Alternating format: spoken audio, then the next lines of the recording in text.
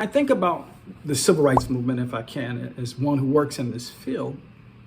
I'm so thankful that we have Dr. King's national holiday, which I take the time to celebrate each year. But I think if we could talk to Dr. King, if Dr. King could talk to us, he would tell us that that was not my ultimate goal, to have a holiday named after me. The goal was to see the people lifted up, to see the people brought into the whole of society and to be made equals, not to have a benefit or a burden based upon the color of your skin.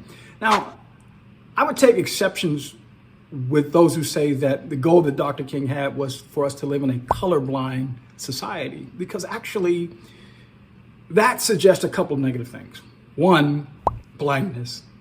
I want to submit to you that any form of blindness is not good.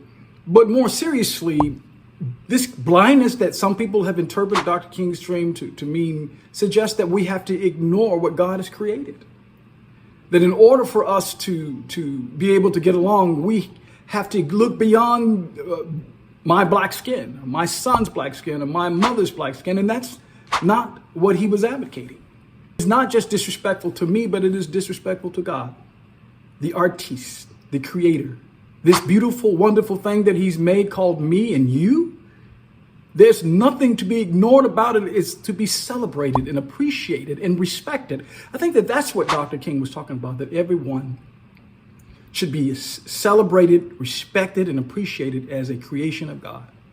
Should not be diminished, should not be given benefit or burden because of how God made him or her. I don't want to live in a colorblind society. What Dr. King's motive was, what his goal was, and what many other workers, Sojourner Truth, Harriet Tubman, Frederick Douglass, so many people who have done this work to their own hurt and to their own detriment, what their goal was to see the group move forward. You know, Frederick Douglass escaped from slavery into freedom very early on as an adult, and he really didn't have to engage in the abolitionist work. He could have lived a very comfortable life. He was a handsome and intelligent man. He was well-spoken. He could have made a comfortable living, just traveling around speaking. He did, in fact, make a comfortable living, but he spoke about the plight of his people. And arguably, we could say the very same thing about Dr. King. He came from a middle-class family. He was well-educated, highly intelligent. He could have used that intelligence for any reason, but he chose to use that intelligence to uplift the people. What people? Our people. He understood that the battle is ongoing. So getting to point number one, what has been our challenges that we've declared victory when victory has not been won? Victory was in progress, but it wasn't won. Think about 2020 during the pandemic, when the whole world was marching because of what happened to George Floyd. It was painful. It was agonizing. It was representative of so much that we have endured as a people. Literally, symbolically, what the man, whoever the man is, knee on our neck as a community, the whole world said enough is enough.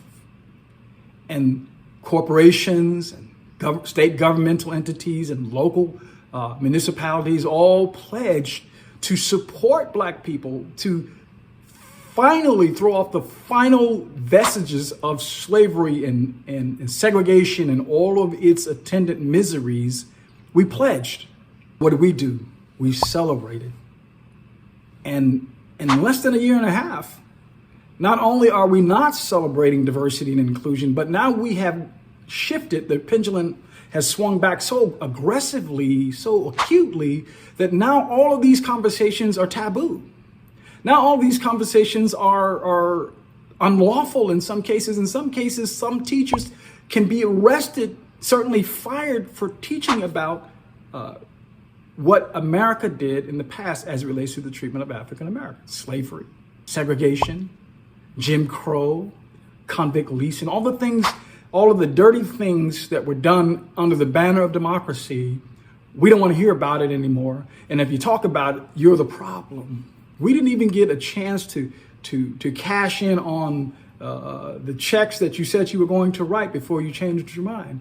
And I'm not pointing that out to say that we should be angry at the majority, because see, the majority performs very consistently. They make promises that they don't keep.